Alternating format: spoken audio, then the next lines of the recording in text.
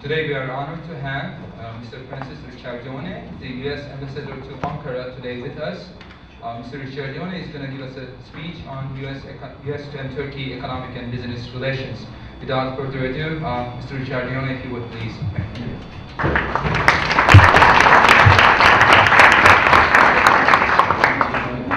Where's Ryan? Some notes. We have my paper that I gave us. Bazı notlarımız var. Thank you for my little card. Thank you very much.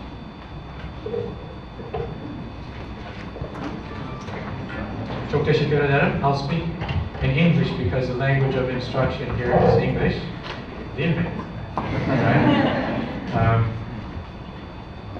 I'm very, very happy to be here. Thank you so much, Rector Bey, and Vice Rector, Head of International Affairs, students.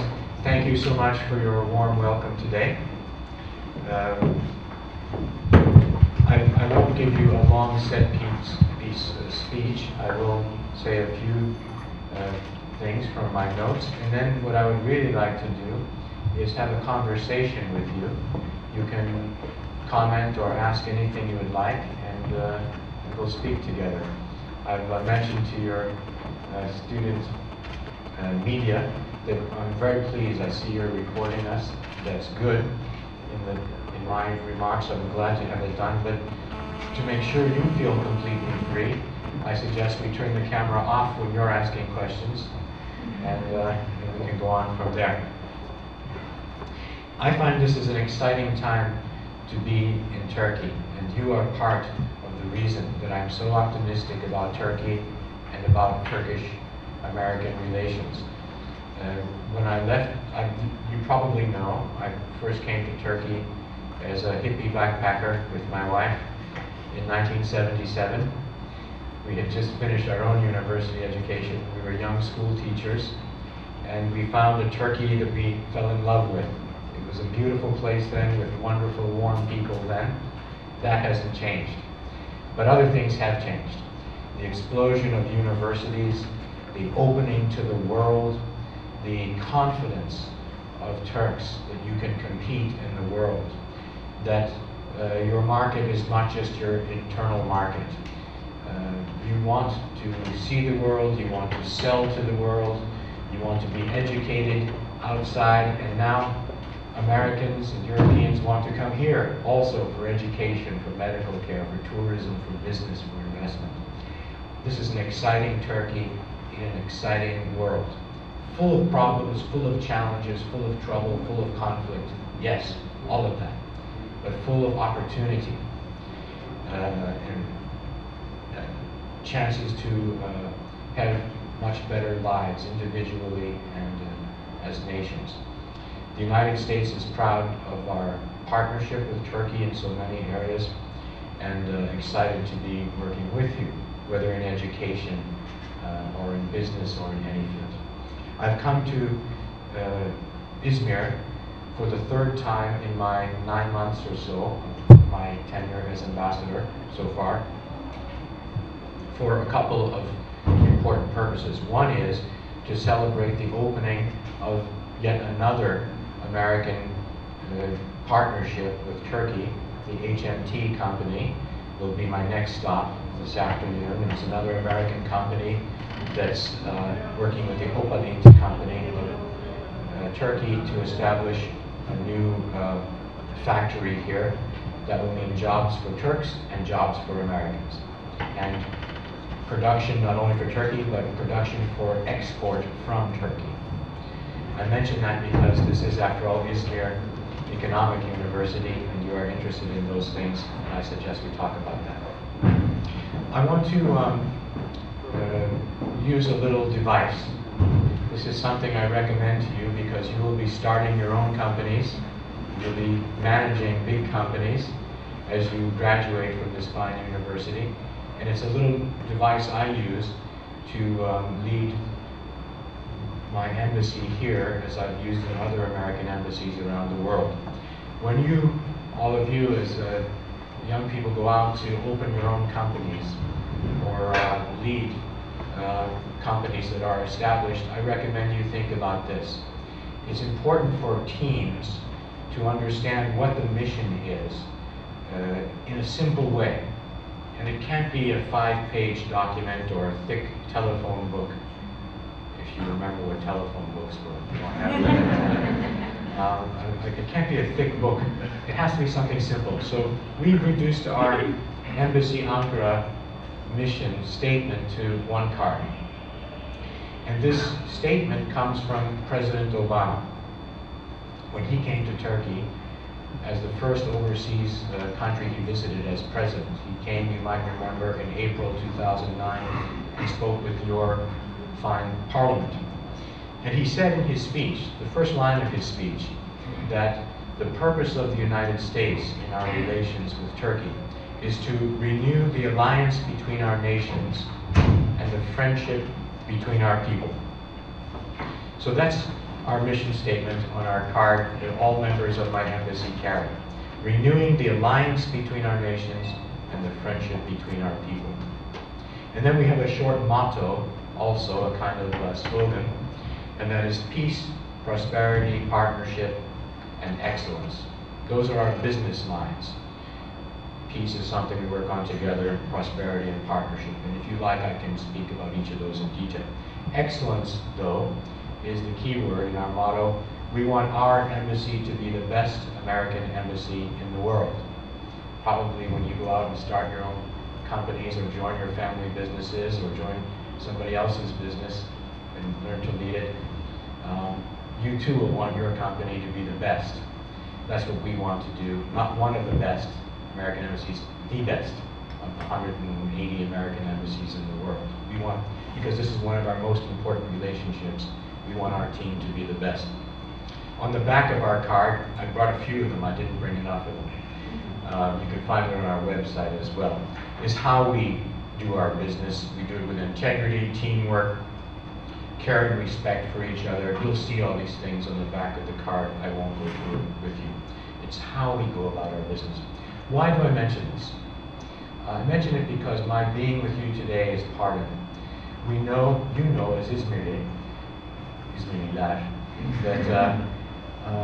that NATO has been an important part of American relations with Turkey since before I was born, certainly before all of you were born. And that alliance remains strong today. Look at what we've done together. Today, the people of Turkey, the people of the United States, and all NATO countries are very proud to share in the joy of the Libyan people as they are feeling liberated from a nightmare that lasted 4 decades. As they study in the future about that, and they think about their history, they will think about how they came to be liberated. And it was through their efforts that they were liberated. They should be proud of that. But at a crucial moment, they turned to Turkey for help. They turned to the United States for help. They turned to NATO for help, and we answered their call.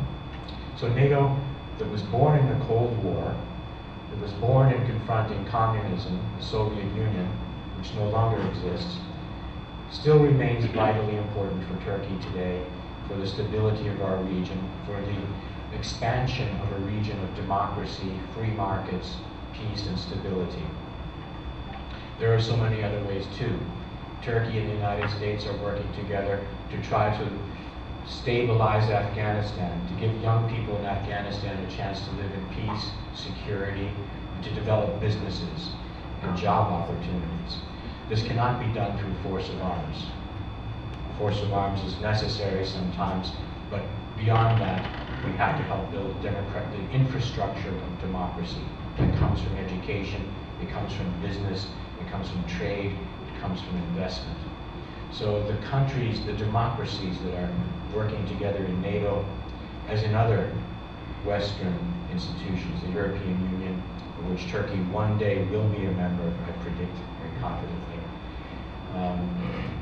we're working together to try to expand the regions of peace and democracy and free markets, business. So I believe that our alliance is vital. But beyond that, I come back again to why we're here today. Renewing the friendship between our peoples. Turks and Americans when we work together, when we do business together, when we study together, when we are tourists together in each other's countries, we typically become friends very quickly. We find whatever political differences we may have, questions we may have, we find that as people, we get along really well.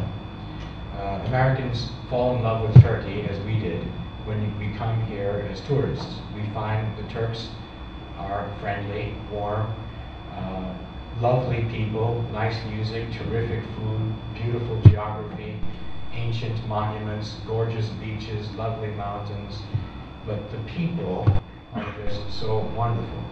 And it surprises us because we don't know much about Turkey before coming. When American students come, they're a little nervous sometimes. And after their first hour, their first contact with a Turkish professor or fellow students, they feel at home. The same when Turks go to the United States. They're a little nervous sometimes if they've never been there. They think, oh, these Americans, what will they think of me? You know, we've heard all this stuff. They don't like Muslims. Or it can be hard to get a visa. And then they arrive in the United States and find it's like being at home. It's different, but it's like being at home in many ways. Americans are curious, interested, but completely open to the idea of meeting with someone who speaks a different language, has a different religion, and a different culture. So we at the American Embassy try to promote contacts. That's why we have an American corner here. I was talking with Rector Sezgin on the way in. I did visit Hondokus before, but this is my first time here. Hondokus Eylül does not have an American corner, and you do. So, and I also understand you're the oldest of the new universities here. So in your rivalry among universities, you have some things to be very proud of.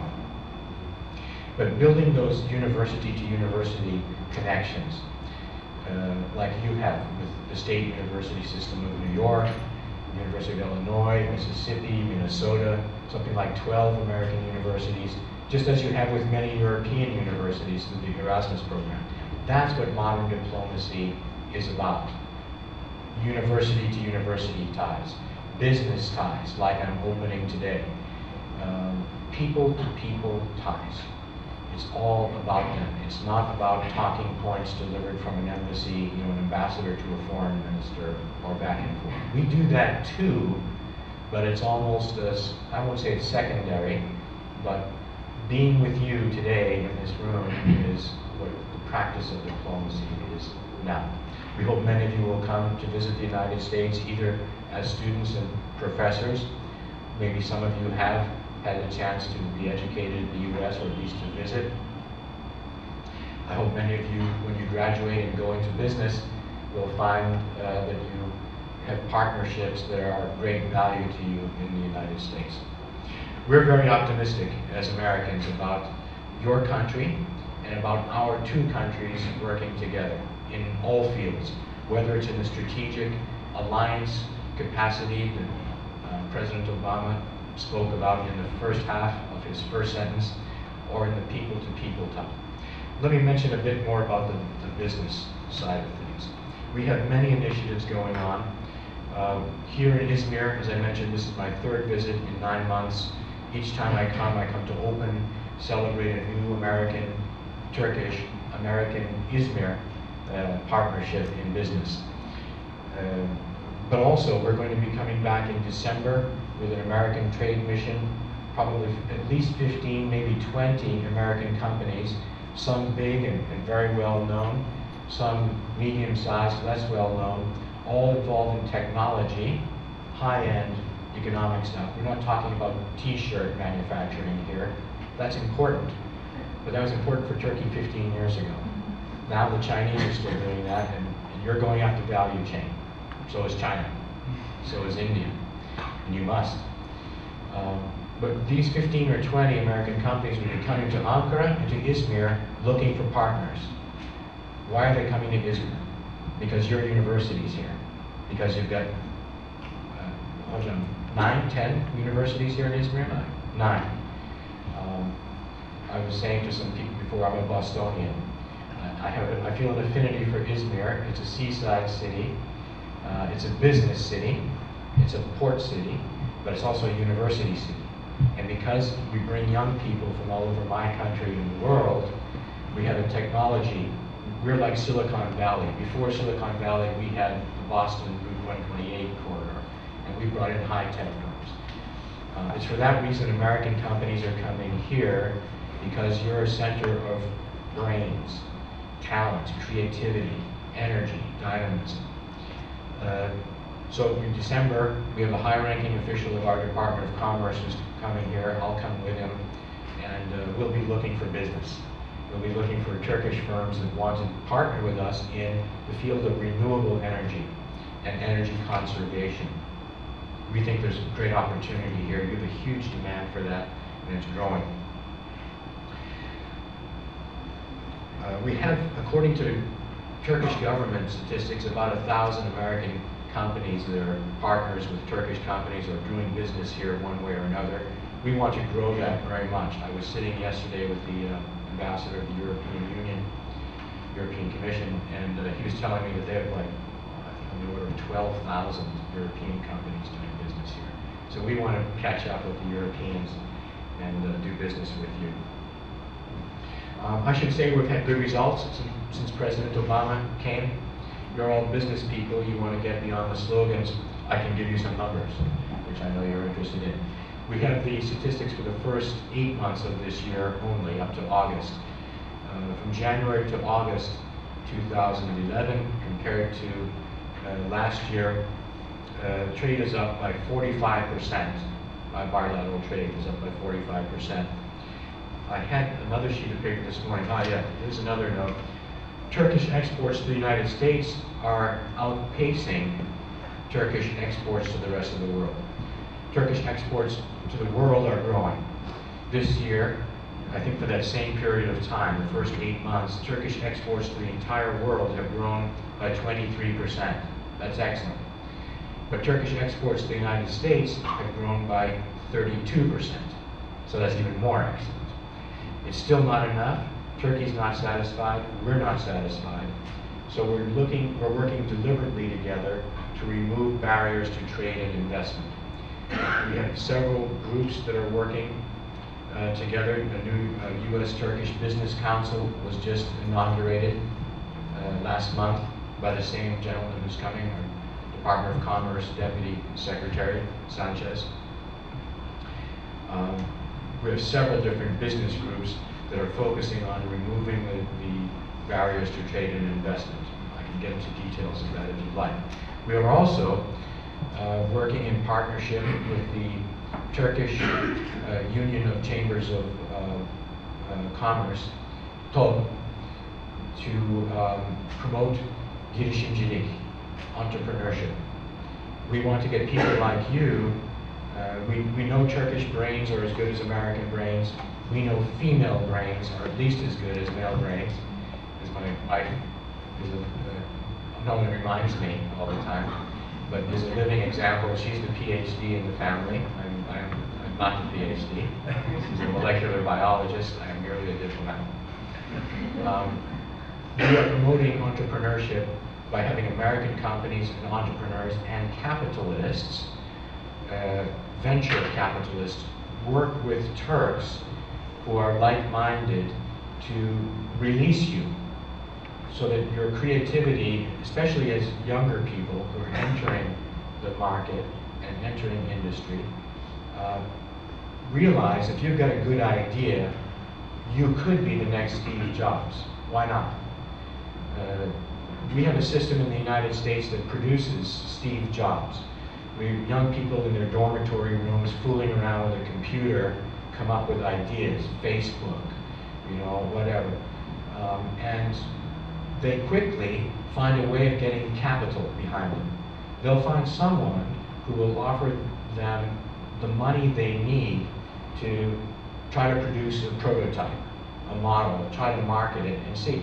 100 of these people fail, 100 ideas fail probably for every one that works. But the ones that work are spectacular. They shoot off and generate lots of jobs, lots of products, lots of business. Turkey now is in that phase of dynamism, where people like you no longer aspire to get an education and be hired to be a bureaucrat, to work in a state industry, or even to work necessarily in an established industry and firm. People like you know that it's a competitive world out there. It's a competitive economy at home even. And if you've got a good idea and are willing to work hard, and you can find supporters or like-minded people, you can go into business for yourselves. So we have several projects to do that together. Indeed, Vice President Biden will be coming in December to join with the Prime Minister in Istanbul for the second World Entrepreneurship Summit. This is something President Obama started in April 2010. And the second one is being hosted by Turkey because your government believes in entrepreneurship too, and wants to join forces with the United States to promote that spirit in this country and in this region in particular. That's going to be the secret to the success of the Arab Spring. If the young people, if the business people in Egypt, Tunisia, Libya, in Iraq, in Bahrain, and all these places can be free to realize their dreams, we're not talking politics here, we're talking business, then those countries, those countries can succeed and become democracies as Turkey is succeeding in developing its democracy.